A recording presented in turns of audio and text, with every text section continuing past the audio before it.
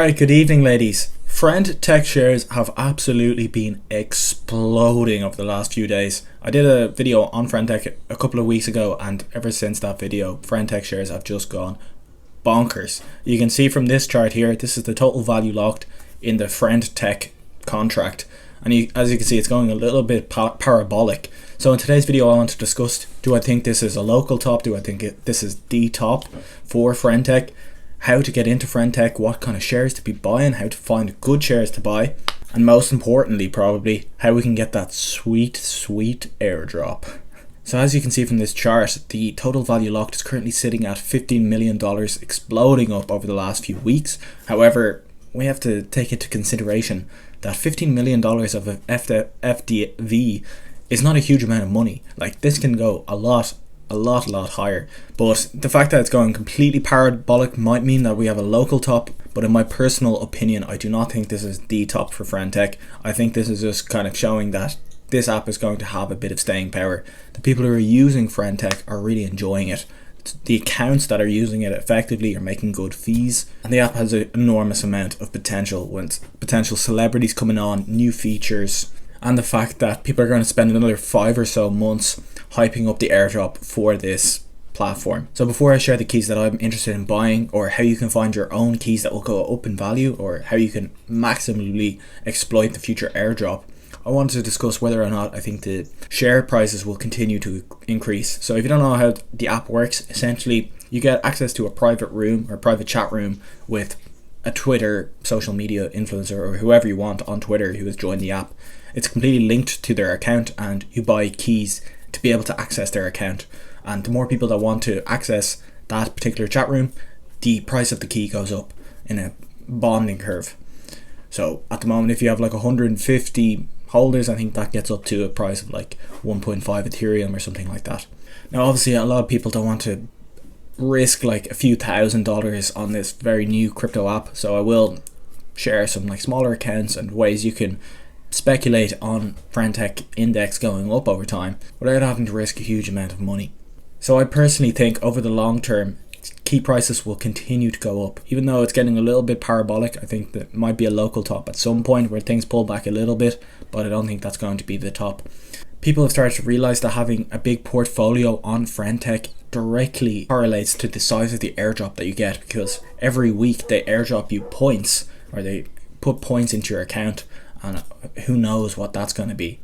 It's going to be the airdrop. So people worked out like the main factor was like, how big is your portfolio value in Friend Tech? And the bigger your portfolio value, plus a few other factors like activity and stuff like that, the bigger the amount of points you got airdropped. So people who are bullish on the app are going to be like, okay, I need to increase my portfolio size so I can get a bigger airdrop next week. And what's going to happen, of course, if everyone's thinking the same thing, everyone's going to want a bigger portfolio. How they're going to get that? They're going to have to buy keys. So key prices are probably going to continue going up in the short term and in the long term, in my opinion, for that reason. Now, it's not going to be straight up. Obviously, there's going to be oscillations, but that's how I'm generally thinking about it. And to add to that, I think the airdrop could be enormous. I think it could be a really strong airdrop. Like, people were fading the Blur airdrop, and Blur, like, I didn't farm the Blur airdrop whatsoever. I just used the Blur platform a few times, like listed a little bit of my NFTs, bought a few NFTs on the platform, but did very little on like, I wasn't trying at all, and I got $1,000. Now with this one, I think we could have a similar valuation to Blur once it finally goes live, depending how popular it becomes. So I'm actually going to try and farm this one and potentially try and get a 5-figure airdrop, like $10,000. That would be lovely, of course, but that's what I'm aiming for, and I think that's very reasonable and possible. Like, I think this app could be worth hundreds and hundreds of millions of dollars in fully diluted valuation once the token goes live. So I think it makes a lot of sense to be farming this airdrop. And to add to that, I don't think there's a huge amount. I know it's growing now, but over the last few weeks there was very few people using Friend Tech, so the points that were being distributed and that are still being distributed are quite high. But once more and more people come on, the points will go down, because, you know, there'll be more people to share it with. So if you have been using the app a little bit over the last month or so, or just even the last couple of weeks or week, you'll probably have been airdropped some points, and these are the kind of rough estimations of what those points will be valued at once the airdrop goes live. So anywhere from like 20 cent to a couple of dollars. So obviously it's not very accurate, it's not very precise, but that's kind of the general range you're looking at. So people have been getting airdrop tens of thousands of points per week. So there will be like the top accounts getting like $1 million airdrop or $100,000 airdrop. Like that's going to happen if this app continues to be as popular, continues to grow in the kind of rate that it is growing at. Okay, so how do you go ahead and buy some good keys that will go up in price? So ideally you want the triple whammy. So the triple whammy on Friendtech, this is what I've gotten in a few, because I stayed on the app when everyone left. Everyone thought this was just a hype that was going to go away. I was really enjoying the app. I kept using it. So the perfect account that you want is someone who's sharing really good alpha, or who is very, very active. And has a high follower account also helps, but it's not 100% necessary. That's not the main factor. Sharing good advice and being active, because if you have that, that's the number one whammy. Okay, there's two more, so that's the number one whammy. So you're getting all this really good alpha, so the likelihood of you selling is going to be lower. So another thing you want to look out for, you can actually see the holders when you're going to buy a Friendtech share. You can see the holders of that share, and if you see someone who owns 10 keys, you know that they're going to have to dump at some stage. But if you see a good distribution where like the top key holder is them, or it only has like 3 keys and everyone below only has like, there's not that many people holding a large number of keys. Most people are holding 1 key. That means if you're just holding 1 key, you're way less likely to sell it, especially if you're getting good advice. The account whose keys you own are answering your questions, because that's really useful. So that's whammy number 1. You buy a Friendtech share that's sharing really good advice, so you get that as a good bonus. You get access to this creator that you like. The number 2 bonus is, because you've bought a good share, the share price goes up. So if you want to at some point sell it, you've potentially made a 2x, 4x. I've already made a 10x on Base Carbon share. I bought it for 0.2 and now it's over 2 Ethereum. But that's the whammy number 2. And of course the whammy number 3 is that your portfolio value goes up and you get a bigger airdrop. So that's the ideal scenario of why it's potentially a good idea to be on Friendtech at this moment in time. So there's a huge amount of resources already for tracking Friendtech's accounts. I'll link some resources in the description. For example, here's this one where you can actually chart people's share price over time, and this is Rect.Proof's share price. So what you want, like a lot of people, you'll notice if you go to the site and you track people's charts, a lot of people had big influencers had a big initial pump and then just kind of faded away because they came onto the Friendtech, they tried it, they didn't really stick around, they're not chatting in their group, so the share price went to 0. But for example, as you can see in this one, or anyone that has been consistently going up over time, they're probably active, so the holders aren't selling because they're getting more value from being in that chat than selling for the whatever amount the Ethereum is at that point. So what are the best Friendtech accounts to be buying? Obviously, like I've said 100 times, active ones that are sharing good alpha. One example, I've mentioned Base Carbon. It's already up a lot, but he's sharing really good alpha. Another good example, ALO. He's been not just sharing his not sharing just advice and not just sharing his opinions on certain things. He's sharing like resources. So if you joined his chat room, he gave you access to a load of free resources like bubble maps and Artemis research, which are like $500 yearly subscription, but he got a deal with them and managed to get all the holders of his keys a free year or something like that. So probably the easiest way is to buy one of the top Friendtech accounts like Hisaka, like Base Carbon, like Rhino. They're all really active, really good value shares to own, but they're quite expensive, so I'm guessing like a lot of people don't want to drop 2+ Ethereum on one of these shares, unless like I'd say like 95% of people watching this video probably don't want to do that.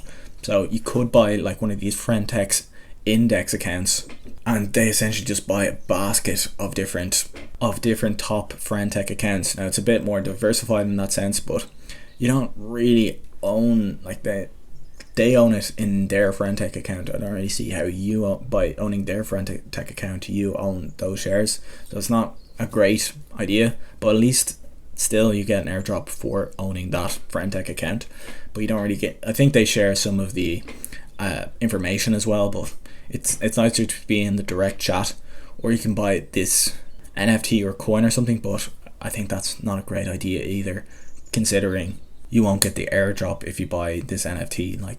So that's not worth it either. So you kind of need to find some small accounts if you have a smaller portfolio size, and if you want to find some smaller accounts, my account's like $20, so get in there. I'm active every single day because activity is definitely helping you towards an airdrop as well. So get on FriendTech, be active in the chats that you're in, talk, ask questions, reply to your own key holders, answer their questions. So if you join mine, yeah, it's $20, $30 maybe, and yeah, it's definitely worth it. I'm saying everything that I'm thinking about every single day. And if you want some ideas of who, like smaller accounts, who to invest in, kind of changes from day to day, but you can just ask me directly in there. I'll give you some pointers of, like, say you want to spend 0.1 Ethereum, say you want to spend 0.3 Ethereum. I'll potentially guide you on some potential ideas that you could go for in that scenario. At Emil Pryor, CompoundInteresting.eth. It's different than, it's not linked to my main Twitter account because I effed it up, but there you go. The other really cool thing about this app, like in the long term, for example, if you ever found an artist who had like 1 million streams or like 50,000 views on his YouTube video for a song, and then he absolutely blows up. My friend showed me Little Mosey when he was like 16 years old, and then like 3 years later he had 1 billion views. Imagine I had bought his FriendTech account when he was 16 years old.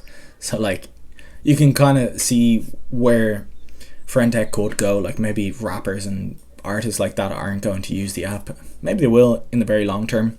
But for example, if you're able to find a Twitter account that is like, a couple of thousands Twitter followers, but is sharing really good alpha, sharing really good advice, sharing really good takes, and they have a FriendTech account, you can now invest in them and participate in the upside of their Twitter account. And that's just for you being early. So that's another really nice thing about this. And I do see celebrities joining at some stage. There's even the top cricket player, AB de Villiers is his name, joined FriendTech. So how much would like top super fans of him pay to be in a private group chat with him? And potentially they can just sell it on if they get bored of being in that group chat. Yeah, like the value proposition is very simple, and it's very simple to understand, and it's like right there sitting in front of you. I wouldn't go FOMOing it, putting every last penny you can into FriendTech right now, but I wouldn't be 100% on the sidelines either. It's a good time to put a little bit of Ethereum, mess around, try and buy some undervalued shares, try and like spend a bit of time researching other things you can do to try and find good value shares. Look at the activity. There's different tabs. It's like one where people have new posts, so continually scan that throughout the day. If you see someone who is constantly putting up new posts throughout the day and their shares are quite low but they have a high Twitter follower count, that means they're quite active on FriendTech and their shares might still be undervalued. They might have just joined recently, or they haven't talked about their FriendTech account on Twitter yet, but will eventually mention it on Twitter. Oh, join my FriendTech, and then their share price is going to increase. So that's a good way to find people who are continually active, and you can, it's sorted by like Ethereum value, so you can see, okay, I want someone in that range, and throughout the day see, okay, this person has been very active. You can also see who's online now, pretty much the same thing. So people who are posting is almost better than online, but you can see who's online, and someone who's consistently online on FriendTech, that's a good indicator of potentially a good share to invest in.